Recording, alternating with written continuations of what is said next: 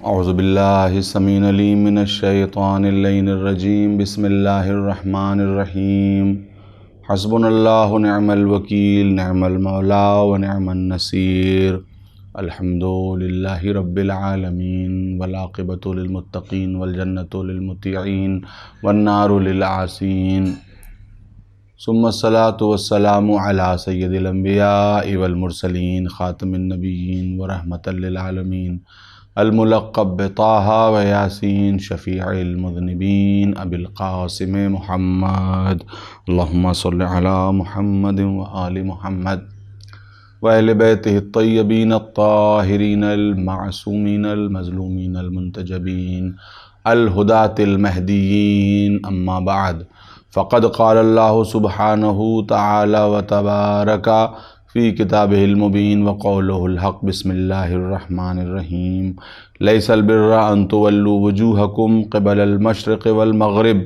ولكن البر من آمن باللہ والیوم الآخر والملائکۃ والکتاب والنبیین وآتى المال على حبہ ذوی القربى والیتامى والمساکین وابن السبیل والسائلین وفی الرقاب واقام الصلاة وآتى الزکاة والمؤفون بعہدہم اذا عاہدوا والصابرین فی البأساء والضراء وحین البأس اولئک الذین صدقوا واولئک هم المتقون صلوات۔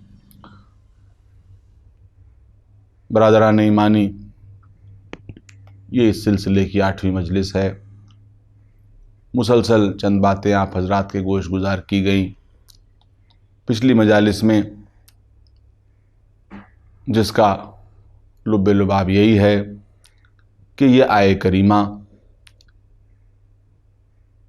اعلان کر رہی ہے کہ شریعت کا ایک مقصد ہے، دین کا ایک مقصد ہے، اور وسیلے کو مقصد نہ سمجھو، ذریعے کو مقصد نہ سمجھو۔ ذریعہ اور ہے، مقصد اور ہے۔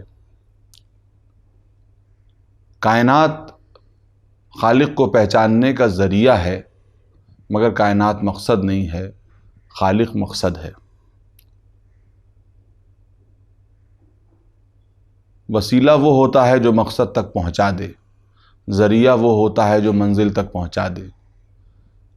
وہ انسان بہت ناسمجھ ہے کہ جو وسیلے کو مقصد سمجھ بیٹھے، جو ذریعے کو منزل سمجھ بیٹھے۔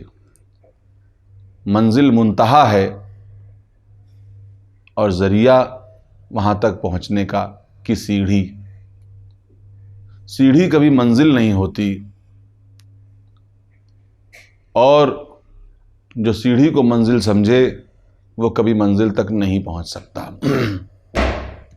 شریعت کی تمام باتیں سیڑھیاں ہیں ایک مقصد تک جانے کے لیے۔ وہ مقصد کیا ہے؟ اللہ کا تقرب۔ وہ مقصد کیا ہے؟ بلند انسانی اقدار۔ وہ مقصد کیا ہے؟ انسانیت کے بلند مرتبے پر فائز ہونا۔ ساری شریعت ہمیں اس طرف لے جاتی ہے، اور شریعت ہمیں اس منزل کی طرف گامزن کرنا چاہتی ہے۔ باتوں کو سمیٹ رہا ہوں۔ اسلام یہ چاہتا ہے کہ انسان شریعت کا کورس مکمل کرنے کے بعد وہ ڈگری حاصل کر لے کہ جہاں وہ اپنے رب کا عرفان حاصل کرے اور اپنے آپ کو ایک انسانیت کے بلند مرتبے پر فائز کرے۔ اگر شریعت کو پہ عمل کر کے بھی وہ اچھا انسان نہ بن سکا تو یاد رکھیے کہ شریعت کی حیثیت اس دوا کی ہو جائے گی کہ جس نے کسی انسان کے اندر ری ایکشن کر دیا ہو۔ بہت سے لوگوں کے اندر شریعت ری ایکشن بھی کر دیتی ہے۔ نماز پڑھی مگر احساس یہ ہوا کہ جیسے نماز معاشرے پر احسان کرنے کے لیے پڑھ رہے ہیں۔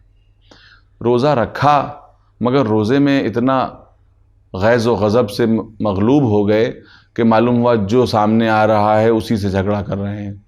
تو مقصد تو تھا کہ تم متقی بن جاؤ، معلوم یہ ہوا کہ تم روزہ رکھ کے اور خونخوار بن گئے۔ تو قرآن تمہیں روزہ رکھ کے نرم بنانا چاہتا تھا، تم روزہ رکھ کے اور سخت ہو گئے۔ تو بتائیے شریعت کا مقصد ڈیفیٹ ہو گیا یا نہیں؟ حج کرنے گئے تو اس لیے کہ پوری دنیا میں حاجی کہلائیں، اور جگہ جگہ کسی جگہ پہ اگر تمہارا نام پبلش ہو تو اس کے آگے الحاج کہا جائے۔ انفاق کیا تو اس لیے تاکہ لوگوں کی نظروں میں آ جائیں کہ یہ بہت زیادہ سخی ہیں اور لوگوں کی مدد کرتے ہیں۔ کل میں نے آپ کے سامنے یہ عرض کیا تھا کہ نماز پورے ارکان سے ادا کی جائے لیکن اگر برائی سے نہیں روک رہی تو بیکار ہے۔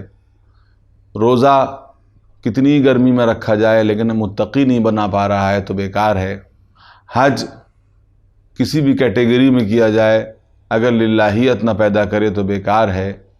اگر انفاق درہم و دینار اور ڈالر اور پاؤنڈ میں کیا جائے لیکن اگر اس میں فی سبیل اللہ کی نیت نہ ہو تو بیکار ہے۔ آگے بڑھ کے یہ کہہ دوں کہ زیارتیں بھی اگر کسی بھی کیٹیگری میں کی جائیں اور کسی بھی ایئر لائنز سے کی جائیں، اگر عرفان کربلا نہیں ہے تو زیارت بیکار ہے۔ اگر ہم وہاں تک جا کے بھی مقصد حسین کو نہ سمجھے تو یہ زیارت بیکار ہے، اس لیے کہ حسین زائرین کو زیارت کا سفر کرانے کے لیے شہید نہیں ہوئے تھے، اپنے مقصد کو دنیا تک پہنچانے کے لیے شہید ہوئے تھے۔ تو عرفان کربلا ضروری ہے۔ میرے دوستوں، میں یہ بات کہہ دوں، اور یہ جملہ میرا نہیں ہے، کسی مفکر کا، کسی بلند مرتبہ مفکر کا ہے، کہ لوگوں نے امام حسین کے جسم کے زخم تو گن لیے، جو وہ زخم کہ جو امام حسین کے لیے بہت آسان تھے ان زخموں کو برداشت کر لینا، لیکن حسین کے دل پہ جو زخم امت نے لگائے تھے، جس درد کو لے کے حسین نے شہادت پیش کی تھی، اس درد کو محسوس کرنا یہ کم ہی لوگوں کا کام ہے۔ میرے دوستو، دنیا چھلکوں پر اتنا جاتی ہے، دنیا وسائل پر اتنا جاتی ہے، آپ دیکھیے کتنی عجیب بات ہے کہ واقعہ کربلا کی جزیات سے تو واقف ہونا چاہتی ہے لیکن مقصد کربلا سے واقف نہیں ہونا چاہتی۔ میں واقعہ کربلا کی جزیات سے واقف ہونے کے لیے سے منع نہیں کرتا، آپ بالکل جزیات کی طرف تحقیق کیجئے، آگے بڑھیے، بالکل۔ ہم نے کہا نا، ہماری جان کربلا ہے، ہماری زندگی کربلا ہے، ہم کربلا سے جینے کا درس لیتے ہیں۔ ہم کربلا سے صرف مرنے کا درس نہیں لیتے، ہم کربلا سے جینے کا درس لیتے ہیں۔ ہم کربلا سے جینے کا سلیقہ لیتے ہیں، جس کو جینے کا سلیقہ چاہیے وہ کربلا ہے، اور دیکھے کہ جینے کا سلیقہ کیسے سیکھا جاتا ہے۔ مگر وہی ہم کہتے ہیں کہ جو قوم کربلا کی جزیات سے واقف ہونا چاہتی ہے تو وہ مقصد حسین سے کیوں دور رہنا چاہتی ہے؟ یہ کیا عجیب بات ہے کہ وہ مقصد حسین سے کیسے دور رہنا چاہتی ہے؟ آپ ایک زیارت نہیں 10 کیجئے، 10 نہیں 20 کیجئے، خدا آپ کو اور زیادہ توفیق عطا کرے، آپ جائیے، لیکن عرفان کربلا سے تو واقفیت پیدا کیجئے کہ امام حسین علیہ السلام نے اتنی بڑی قربانی کیوں دی ہے۔ یقیناً مقصد کوئی بہت بڑا تھا جس کے لیے اتنی بڑی قربانیاں دی گئیں، ورنہ اتنی بڑی قربانیاں کیوں دی جاتی؟ یہ امام حسین نے اتنا بڑا اقدام کیوں کیا ہوتا؟ اور اگر اس کو دیکھنا ہو تو اس آیت کی روشنی میں دیکھیے کہ یہ آیت یہی کہہ رہی ہے۔ یہ آیت کیا کہہ رہی ہے کہ سمت ہمارے لیے اہم نہیں ہے، ہمارے لیے مقصد اہم ہے۔ یہی تو یہ آیت کہہ رہی ہے۔ اب کچھ لوگ یہ کہتے ہیں کہ صاحب آیت کی جو ہے شان نزول تو کچھ اور ہے اور آپ نے بات کو کہاں سے کہاں تک پہنچا دیا۔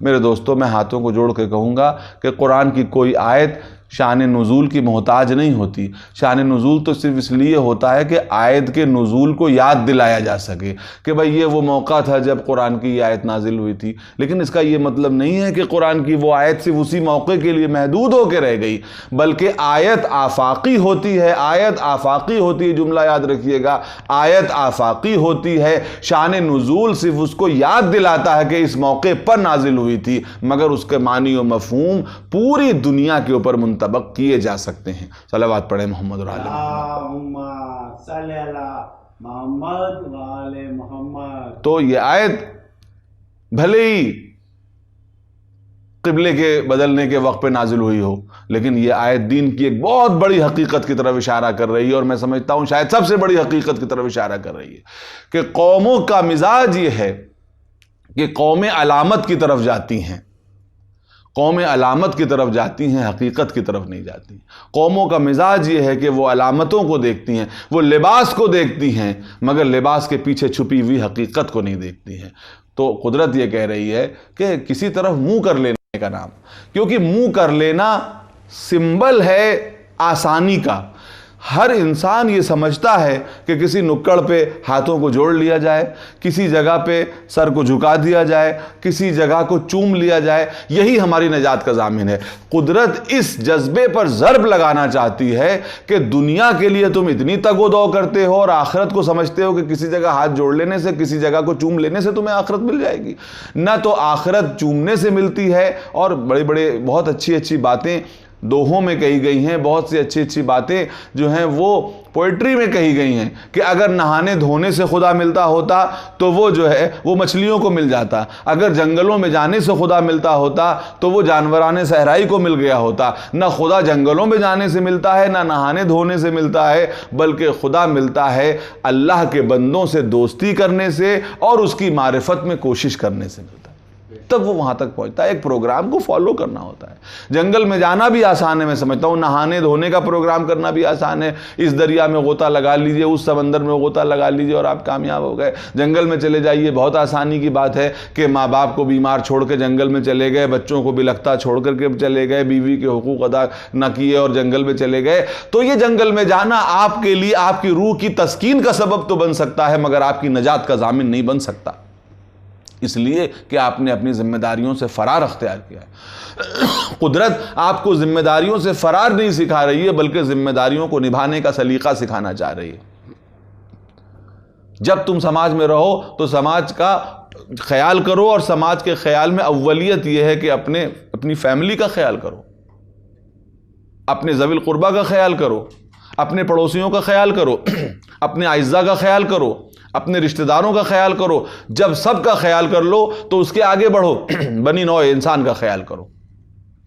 پیغمبر نے فرمایا کہ اگر کوئی انسان صبح کو بیدار ہو اور سوائے اپنی ذات کے اور کسی کا خیال اس کے دماغ میں نہ ہو تو میں اس کو مسلمان ماننے پر تیار نہیں ہوں، اس لیے کہ اپنا خیال رکھ لینا تو حیوانیت ہے، خود کھا لینا حیوانیت ہے، خود پی لینا حیوانیت ہے، اپنا خیال رکھ لینا حیوانیت ہے، اپنی بقا کی فکر کرنا صرف حیوانیت ہے، لیکن اپنی فکر میں دوسروں سے کے لیے گنجائش نکال لینا یہ انسانیت ہے، اور یہی دین ہم کو سکھانا چاہتا ہے۔ صلوات پڑھیں محمد اور آل محمد۔ صلی اللہ محمد وآل محمد۔ تو عام انسانوں کے لیے ہے کہ اپنے ساتھ دوسرے کو شامل کر لو، لیکن کچھ بلند لوگ وہ ہیں کہ جو اپنے کو فراموش کر کے دوسروں کی جو ہے ضرورتوں کا خیال کرتے ہیں، لیکن وہ اپنی سماجی ذمہ داریوں سے بھاگتے نہیں ہیں۔ ایک تو یہ ہے کہ اپنے کو فراموش کرنے کا مطلب یہ ہے کہ وہ جنگل میں چلے جائیں، جنگل میں نہیں جاتے ہیں، لیکن اپنی ضرورت پر دوسروں کی ضرورت کو ترجیح دے دیتے ہیں، خدا کی قسم ایسے لوگ ہیں۔ اور وہی لوگ وہ ہیں کہ جن کے لیے قدرت یہ کہتی ہے کہ یہ وَيُطْعِمُونَ الطَّعَامَ عَلَىٰ حُبِّهِ مِسْكِينًا وَيَتِيمًا وَأَسِيرًا، کہ وہ کھانا کھلاتے ہیں اس کی محبت میں، کسی میڈیا میں آنے کے لیے نہیں، کسی اخبار میں جانے کے لیے نہیں، کسی میگزین میں چھاپنے کے لیے نہیں، بلکہ اس لیے تاکہ وہ راضی ہو جائے۔ اپنی ضرورتوں کا خیال، اپنی ضرورتوں کو روک کے دوسروں کا خیال کر لینا یہ انسانیت کی معراج ہے۔ حیوانیت یہ ہے کہ انسان خود کھا لے، حیوانیت یہ ہے کہ انسان خود پی لے، حیوانیت یہ ہے کہ انسان خود کی جان بچا لے۔ تو جس کی فکر کا دائرہ خود تک سمٹا ہوا ہو وہ حیوان تو کہا جا سکتا ہے، انسان نما حیوان تو کہا جا سکتا ہے، انسان نہیں کہا جا سکتا۔ اور انسانیت کے بلند ترین مرقع وہ ہیں کہ جو دوسروں کی بھلائی میں اتنا ڈوب جاتے ہیں کہ اکثر اپنی ضرورتوں کو بھی بھول جاتے ہیں۔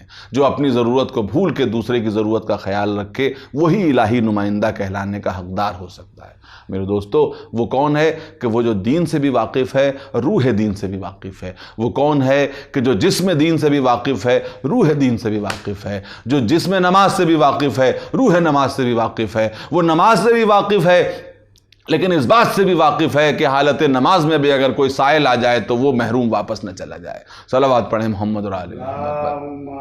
صلی اللہ محمد وآل محمد۔ وہ روزے سے بھی واقف ہے اور روزے کی روح سے بھی واقف ہے۔ وہ روزے کے بعد ایسا نہیں ہے کہ جو کچھ روزے کے بعد جو ملے اسے نوش جان کر جائے، بلکہ عین وقت افطار اگر کوئی آ کے یہ کہہ دے۔ آپ دیکھیے، یہی تو روزے کی معراج ہے۔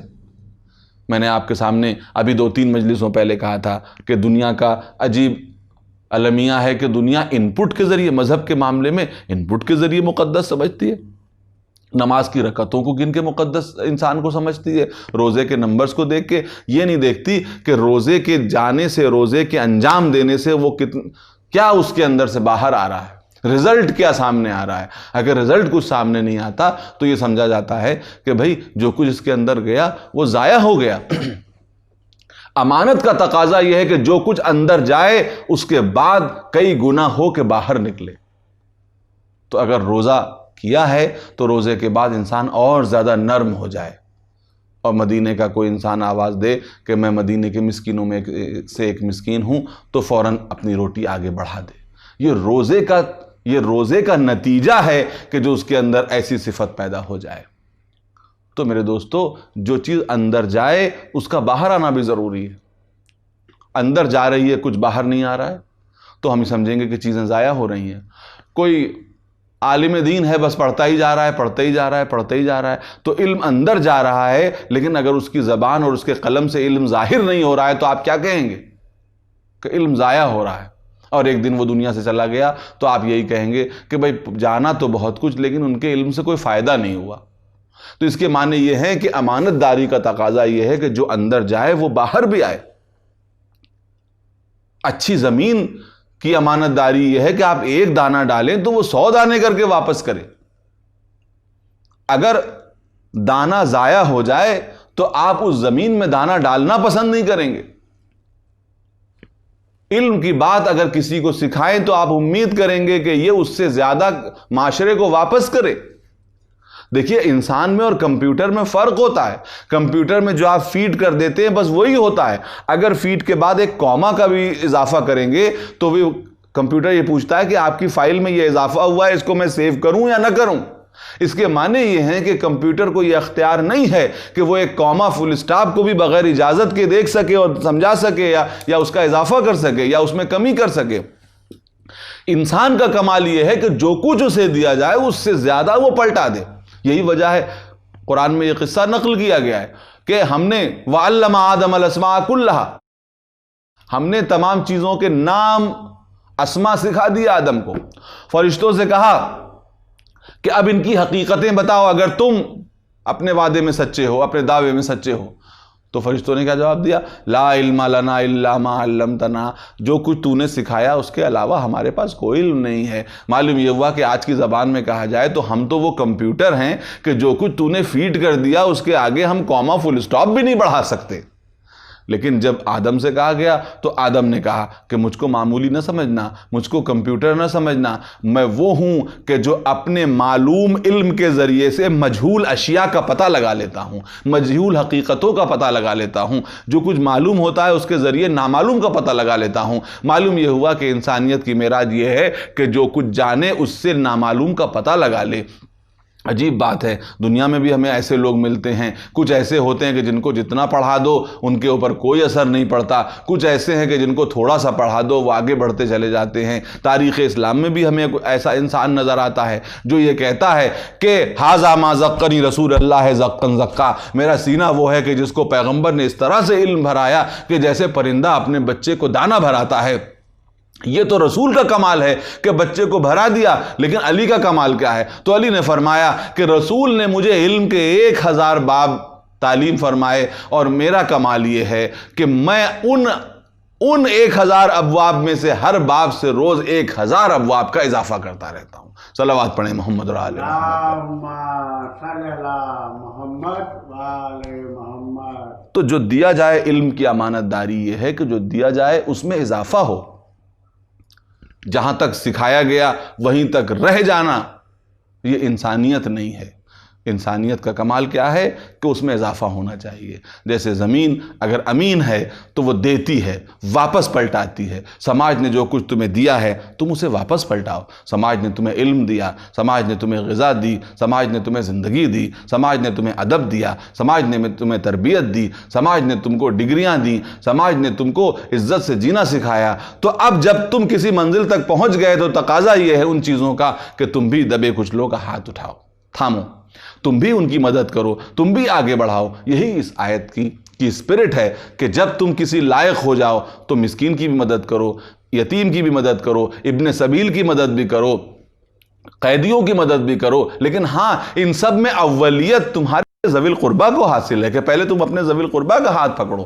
یہ نہ ہو کہیں ایسا تو نہیں ہوتا کہ تم جب کچھ ہو گئے تو اپنی قوم و ملت سے برگشتہ ہو کر کے دور تم نے اپنا گھر بنا لیا۔ اگر تم نے یہ حرکت کی کہ جن لوگوں نے تمہارے پہ احسان کیا تھا تم ان سے دور ہو گئے، تو یاد رکھو ایک ویسا وقت آئے گا کہ جب ہم پھر تمہیں اتنا مجبور کر دیں گے کہ تمہارا جنازہ اٹھانے کے لیے تمہاری قوم کے 4 کاندھوں کی ضرورت ہوگی، تو تم پھر سے ان کے محتاج ہو جاؤ گے۔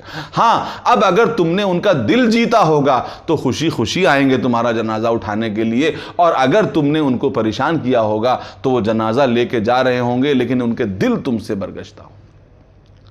امیر المومنین نے فرمایا کہ زندگی میں اس طرح سے جیو کہ جب تم زندہ رہو تو لوگ تم سے ملنے کے مشتاق ہوں، اور جب تم دنیا سے چلے جاؤ تو تمہیں یاد کر کے 2 آنسو بہا سکیں۔ ایسے تمہیں جینا چاہیے۔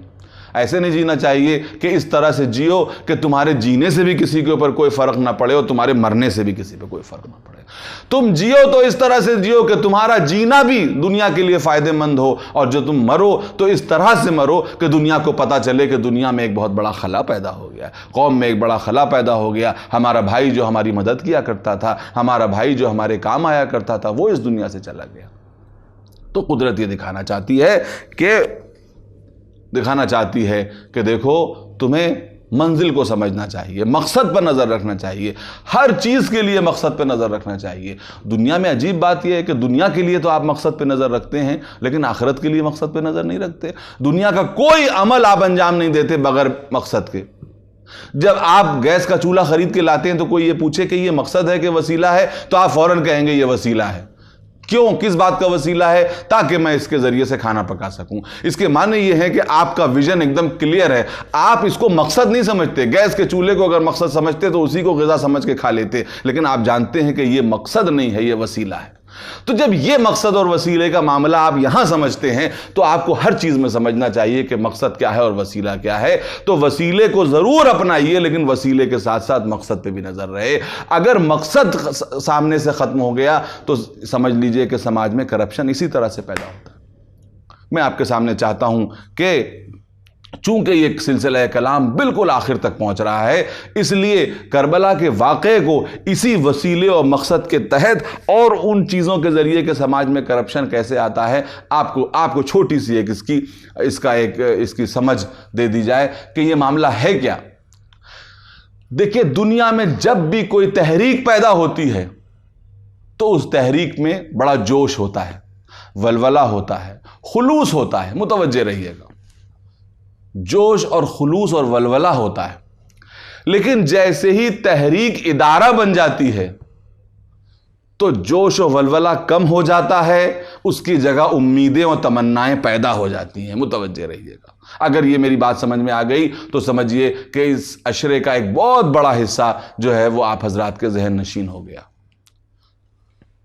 تحریک جب ادارہ بنتی ہے تو اس میں کرپشن پیدا ہوتا ہے۔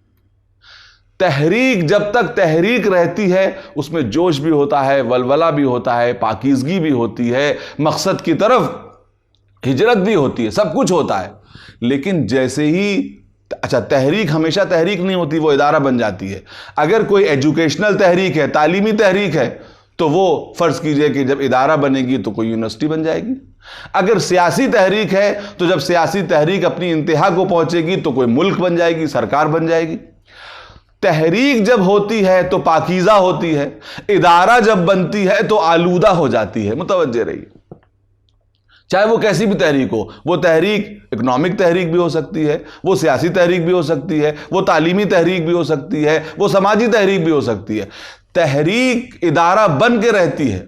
مثلا ایران کا انقلاب آیا تو ایران کا انقلاب ایک تحریک تھا، پھر تحریک جب کامیاب ہوئی تو ادارہ بن گئی، گورنمنٹ بن گئی۔ آپ 1979 میں جس وقت انقلاب آ رہا تھا اس وقت جو ہے وہ ایرانی قوم کی تحریک کا عالم دیکھیے کہ کیا عالم تھا، اور ظاہر ہے کہ آج 40 برس گزر گئے ہیں۔ خداوند عالم ایران کے انقلاب کو بہرحال آگے تک دوام عطا کرے، یہ ہماری دعائیں ہیں۔ لیکن بہرحال آپ یہ جو ہے وہ محسوس کریں گے کہ آج جذباتیت اور پاکیزگی اور جوش اور ولولہ اور مقصد پہ نظر کا وہ جو ہے وہ نہیں ہے، وہ معیار نہیں ہے کہ جو اس وقت ہوا کرتا تھا۔ ہندوستان کی تحریک آزادی آپ لے لیجئے کہ ہندوستان کی تحریک آزادی وہ تھی کہ جب جو ہے وہ طالب علموں نے جو ہے اپنے اپنے اسکول کالج چھوڑ دیے، لوگوں نے اپنی سرکاری نوکریاں چھوڑ دیں، لوگوں نے یہ کر دیا، کسی نے وہ کر دیا، کتنی جیل میں گئے، کیا کچھ کیا، اور کسی لالچ میں نہیں کیا، کسی پیسے کے لیے نہیں کیا، کسی پوزیشن کے لیے نہیں کیا، بلکہ یہ کہ ملک کو آزاد کرانا تھا۔ لیکن یہی ملک جب ادارہ بنا، یہی ملک جب حکومت بن گیا، تو ایسے ایسے لوگ پیدا ہو گئے کہ معلوم ہوتا ہے کہ پورا ملک اگر ان کو مل جائے تو وہ اس کو نوش جان کر جائیں، اور اس کے بعد جب پورا ملک مل جائے تو وہ اس کو اپنے ہاں گروی رکھ لیں، اور ان کی ہوس ختم ہونے کا نام ہی نہیں لے رہی ہے۔ طاقت کی بھی ہوس ہے، دولت کی بھی ہوس ہے، حکومت کی بھی ہوس ہے، ساری ہوس ہے۔ تو یہ کیوں پیدا ہوا؟ جب تحریک ادارہ بن گئی۔ آج تک کسی کی نظر میں وہ نسخہ نہیں آ سکا کہ تحریک جب ادارہ بنے تو ادارے کی برائیاں اس میں نہ آ سکیں۔ خدا کی قسم میں یہ کہوں گا، اسلام کی بھی ایک تحریک تھی، رسول اسلام نے تحریک چلائی، بعد میں وہ حکومت بن گئی۔ جب حکومت بن گئی تو بہت سے لوگ ایسے تھے کہ جو ہے اس زمانے میں انتہائی پاک و پاکیزہ تھے، بعد میں ان کے اندر حکومت آنے سے، دولت آنے سے بہت بعض خرابیاں بھی پیدا ہو گئیں۔ یہ خرابیاں کیوں پیدا ہوئیں؟ اس لیے کہ حکومت اپنے اندر چیزیں لے کے آتی ہے۔ یہ جو کرسی اقتدار ہوتی ہے نا، وہ ہوتا یہ ہے کہ انسان یہ سمجھتا ہے کہ اس پر اس کا قبضہ ہے، لیکن اصل میں حقیقت یہ ہوتی ہے کہ کرسی اقتدار اس پر اپنا قبضہ جما لیتی ہے اور انسان کو ویسا بنا دیتی ہے جیسا اقتدار کا تقاضا ہوتا ہے۔ دنیا کے پاس اس کا کوئی علاج نہیں ہے کہ تحریک جب ادارہ بنے تو ادارے کی برائیاں نہ ہوں۔ ہمارے پاس خدا کی قسم ایک چیز موجود ہے، ایک نسخہ کیمیا موجود ہے کہ جب ادارے کی شکل میں ہمارے سامنے ایکسپلائٹیشن سامنے آئے، ہم کربلا کو یاد کریں، تاکہ کربلا ایک ایسی تحریک کا نام ہے کہ ہر سال ہم اس کی تحریک کے لیے اس کی بیعت کی تجدید نو کرتے رہیں، تاکہ ہم اس ادارہ ہوتے ہوئے بھی تحریک کی خوبیاں اپنے اندر پیدا کر سکیں۔ صلوات پڑھیں محمد اور آل محمد پر۔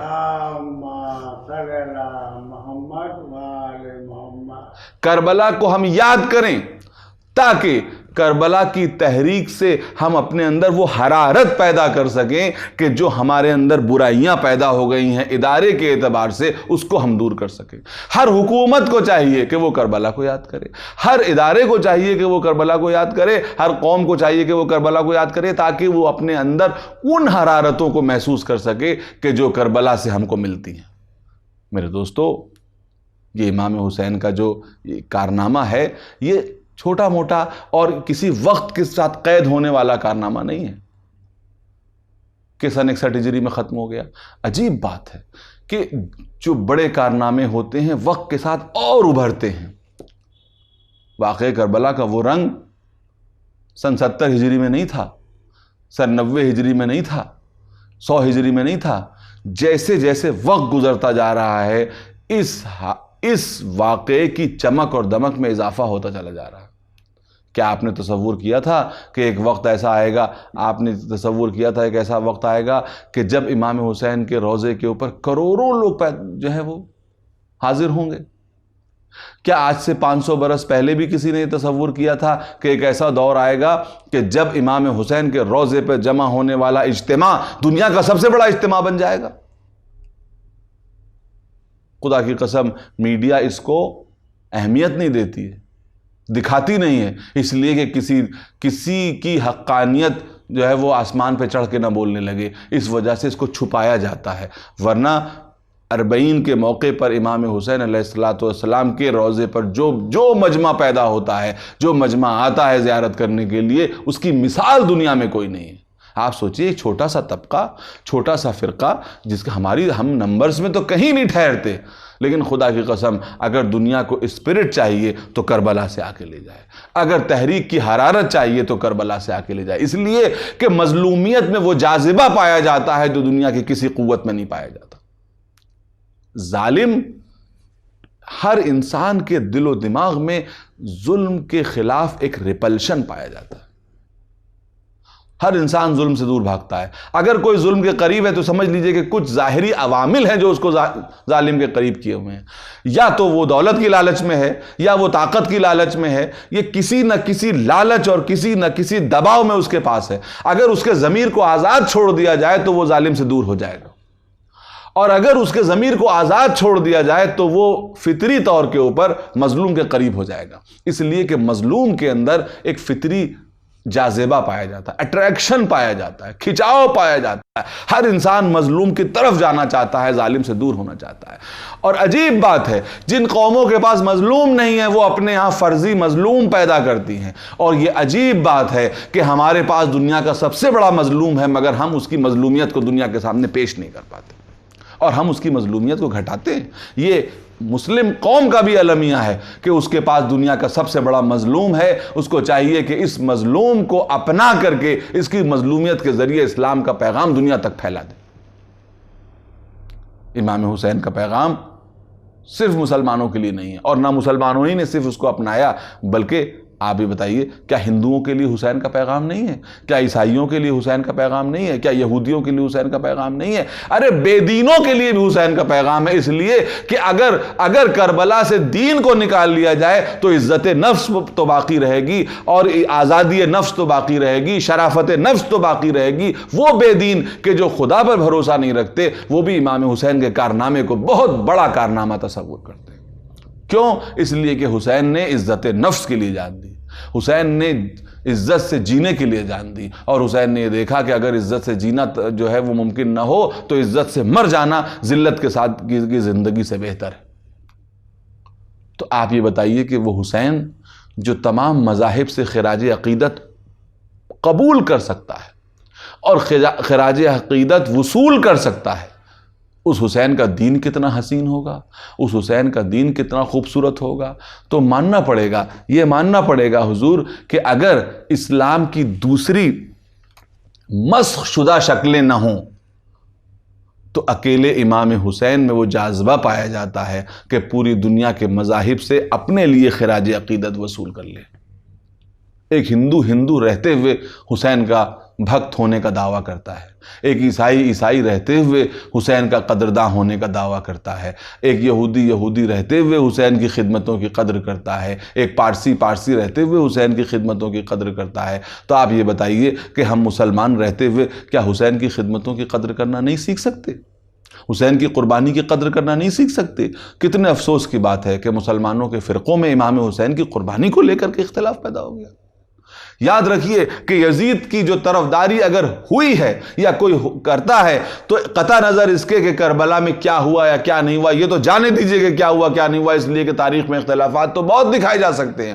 لیکن میں آپ کو سامنے یہ ضرور کہہ دینا چاہتا ہوں کہ ظالم کی حمایت کا جذبہ سماج کے لیے ظاہر ہے, اور مظلوم کی حمایت کا جذبہ سماج کے لیے اکثیر ہے. تو ہمیں یہ فیصلہ کرنا ہوگا کہ سماج کے لیے ہمیں اکثیر چاہیے یا زہر چاہیے.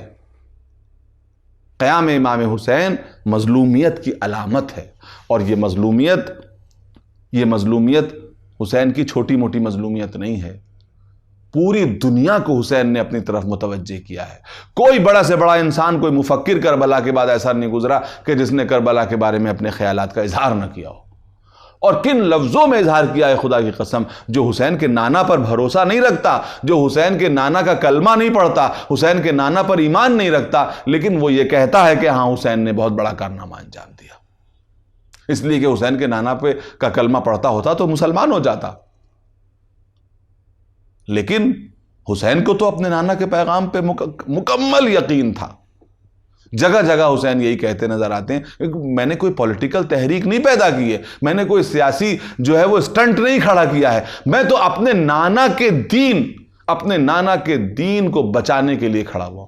کیوں آپ کھڑے ہوئے ہیں اپنے نانا کے دین کو بچانے کے لیے؟ تو امام حسین جواب دیں گے کیونکہ میں اپنے نانا کا وارث ہوں, اور ان کے نانا کے دین کا بھی وارث ہوں. اور بہت سے وارثان بیٹھے ہوئے ہیں, ان سے کہیے کہ کھڑے ہو جائے, لیکن کوئی کھڑا نہ ہوا. کوئی کسی کا کھڑا نہ ہونا اور حسین کا کھڑا ہو جانا اس بات کی دلیل ہے کہ دعوے دار جتنے بھی ہوں, لیکن اس وقت حسین کے نانا کے دین کا سب سے بڑا وارث حسین ابن علی تھا, تبھی تو وہ کھڑے ہوئے, ورنہ اور کوئی بھی کھڑا ہو جاتا. بہت سے لوگ موجود تھے. اصحاب میں سے بہت سے لوگوں کی جو ہے وہ اولادیں موجود تھیں، لیکن کھڑے ہونے والے صرف امام حسین تھے اور کوئی نہیں تھا۔ تو امام حسین کا کھڑا ہو جانا اس بات کی دلیل ہے، ورنہ کوئی اور بھی کھڑا ہوتا اور حسین کی مدد کرنے کے لیے کھڑا ہوتا یا حسین کا تعاون کرنے کے لیے کھڑا ہوتا، لیکن کسی کا نہ ہونا اس بات کی دلیل ہے کہ صرف اور صرف وارث امام حسین تھے اور کوئی وارث نہیں تھا۔ بس میرے دوستو، یہ معاملہ وراثت کا تھا، اور حکومت یہ سمجھ رہی تھی کہ اصل وارث کون ہے، حکومت بھی سمجھ رہی تھی کہ اصل وارث کون ہے۔ کسی اور کے اوپر کچھ نہیں تھا، کسی اور کے اوپر کچھ نہیں تھا، کوئی دباؤ نہیں تھا، کوئی زور نہیں تھا، سب چین کی نیند سو رہے تھے، لیکن حکومت جان رہی تھی کہ کون اصل وارث مصطفیٰ ہے، کون وارث پیغمبر ہے، کون وارث اسلام ہے۔ اسی وجہ سے اسی کے اوپر فوکس کیا گیا، ورنہ کسی ایک آدمی کے بیعت کرنے نہ کرنے سے حکومت پہ کوئی فرق نہیں پڑتا ہے، لیکن حکومت جان رہی تھی کہ یہ فرد نہیں ہے، اپنے آپ میں ادارہ ہے، یہ فرد نہیں ہے، ادارہ ہے۔ اگر فرد ہوتا تو چھوڑ دیتی، نہ جانے کتنے مدینے اور مکے کے درمیان نہ جانے کتنے قبیلے آباد تھے، کیا سب نے بیعت کی تھی؟ کسی نے بیعت نہیں کی تھی، حکومت کی نظر میں کسی کی کوئی اہمیت نہیں تھی۔ تو فرد نہیں ہے، حسین فرد نہیں تھے بلکہ کل دین تھے۔ جو بات خواجہ اجمیری نے کہی تھی وہی حکومت بھی محسوس کر رہی تھی، لیکن اپنی زبان سے نہیں کہہ سکتی تھی۔ خواجہ اجمیری نے کہا حقا کہ لا الہ الا حسین، لا الہ الا اللہ کے وارث حسین تھے، تو حکومت یزید بھی سمجھ رہی تھی کہ اصل وارث کون ہے۔ جو اصل وارث ہوتا ہے مطالبہ بھی اسی سے کیا جاتا ہے۔ بس سلسلہ کلام ختم ہو رہا ہے، بہت سی باتیں اس دوران میں نے آپ حضرات کے سامنے عرض کی ہیں۔ جو کچھ میں نے آپ کے سامنے کیا ہے اس میں کوئی دعویٰ نہیں ہے، بلکہ وہ سب ہماری طرف سے ہمبل گزارشات ہیں، اور میں چاہتا ہوں، کوشش کرتا ہوں، اگر ان میں سے کوئی ایک چیز بھی قبول ہوئی ہے تو یہ ان تقاریر کا مقصد جو ہے وہ مکمل ہو جائے گا۔ اور اگر ظاہر ہے کہ مومنین کو اختیار ہے کہ جس چیز سے چاہیں اختلاف کریں، اور اگر اختلاف کرتے بھی ہیں تو وہ اختلاف یقیناً جو ہے وہ تعمیری اختلاف ہونا چاہیے، تخریبی اختلاف نہیں ہونا چاہیے، اس لیے کہ اگر ڈفرینس آف اوپینین ہے، رائے کی جو اختلاف ہے، اسی سے علم ترقی کرتا ہے، آگے بڑھتا ہے۔ میں نے آپ کے سامنے دین کا ایک پہلو پیش کرنے کی کوشش کی اور کربلا کا ایک پہلو پیش کرنے کی کوشش کی کہ کربلا ہمیں سکھاتی ہے کہ ادارے کی برائیوں سے کیسے بچا جائے، تحریک کو کیسے ہمیشہ تحریک بنائے رکھا جائے، کیونکہ امام حسین کی تحریک وقتی تحریک نہیں ہے، آفاقی تحریک ہے، ہمیشہ یہ تحریک جاری رہے گی، کربلا جاری رہے گی، کربلا ختم نہیں ہو گئی، کربلا جاری رہے گی۔ جہاں جہاں ظلم ہوگا کربلا آواز دے گی، جہاں جہاں کوئی مظلوم آواز دے گا وہ آواز حسین کی آواز ہوگی۔ یہ نہیں ہے کوئی کہے کہ یہ امام حسین کی آواز کیسے ہو سکتی، اس کی آواز حسین کی آواز نہیں ہوگی، روح حسین کی آواز ہوگی کہ مظلوم کی طرف آگے بڑھ جاؤ۔ بس میرے دوستو، یہ وہی کربلا ہے کہ جو ایک جنگل میں جا کے تمام ہو گئی، مگر یہ جنگل میں جا کے کربلا کا تمام ہو جانا اگر پیغام نہ ہوتا تو کربلا ختم ہو جاتی۔ میں نے کل آپ کے سامنے پچھلی تقریر میں ڈاکٹر علی شریعتی کا جو قول نقل کیا تھا کہ یا تو خون کا حصہ بن جاؤ یا پیغام کا حصہ بن جاؤ۔ اگر خون اور پیغام دونوں کے حصے تم نہیں ہو تو یاد رکھو کہ تم انسانیت کا کوڑا کچرا بننے کے لائق ہو اور کچھ انسانیت کی اسکیم میں تمہارا کوئی رول نہیں ہے۔ اگر تم انقلابی پیغام بن سکتے ہو تو وہ بن جاؤ، اور یا تم پیغام پھیلانے والے بن جاؤ۔ تو کربلا کے دو پہلو ہیں، ایک ہے خون کا پہلو، ایک ہے پیغام کا پہلو۔ خون کا پہلو 10 محرم کو ختم ہو گیا،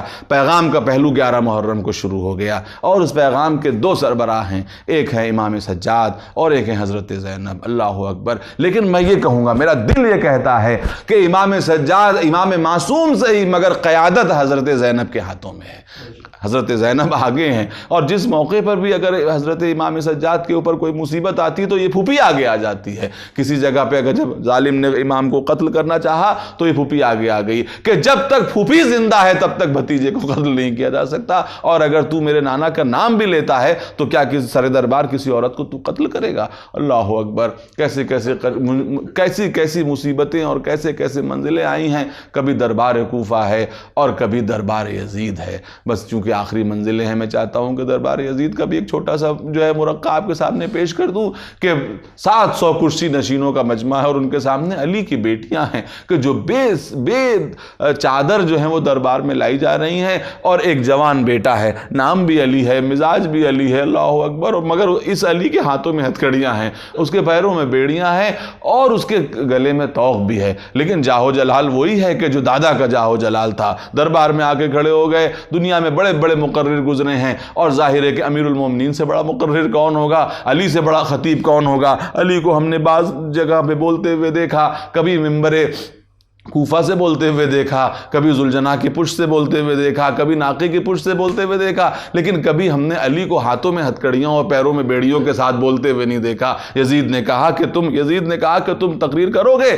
بس زنجیروں کی جھنکار کے ساتھ امیر جناب سید سجاد کھڑے ہو گئے، منبر کے پہلے زینے پہ کھڑے ہو گئے، اور اس کے بعد بولنا شروع کیا۔ خدا کی قسم ہاتھوں میں کڑیاں تھیں، لیکن زبان پہ کوئی جو ہے وہ قید نہیں تھی۔ اب جو زبان کھلی تو معلوم یہ ہوا کہ امیر المومنین نے جو خطبہ دے رہے ہیں کہنا شروع کر دیا، جو مجھے جانتا ہے وہ جانتا ہے، جو نہیں جانتا وہ جان لے کہ میں علی ابن الحسین ہوں، جو مجھے جانتا ہے وہ جانتا ہے، جان لے کہ میں حسین کا بیٹا ہوں، میں علی کا پوتا ہوں، میں محمد کا نواسا ہوں۔ اور اس کے بعد ایک دم سے عجیب جملہ کہا، ارے میں اس کا بیٹا ہوں کہ جس کو مہمان بلایا گیا، میں اس کا بیٹا ہوں کہ جس کو 3 دن کا بھوکا و پیاسا کربلا کے میدان میں شہید کیا گیا۔ بس یہ سننا تھا۔ ادھر سید سجاد کا جملہ آگے بڑھا، ادھر دربار کا رنگ متغیر ہو گیا، اور دربار کے اندر جب رنگ متغیر ہوا تو یزید نے محسوس کر لیا کہ اگر یہ تقریر آگے بڑھی تو ابھی انقلاب کے آثار آ جائیں گے، اس لیے کہ اسی دربار میں لوگ بولنے لگے، سفیر روم بولنے لگا کہ ارے تو نے نبی کے نواسے کو قتل کر دیا،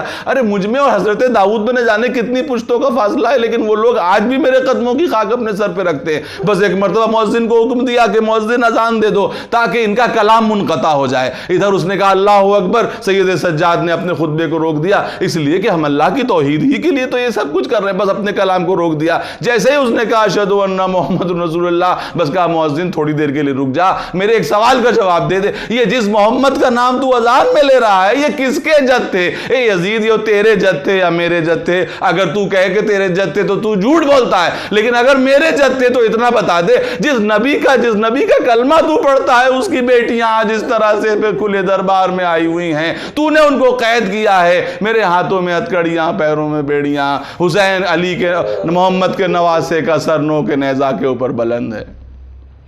سيعلم الذين ظلموا أي منقلب ينقلبون إنا لله وإنا إليه راجعون۔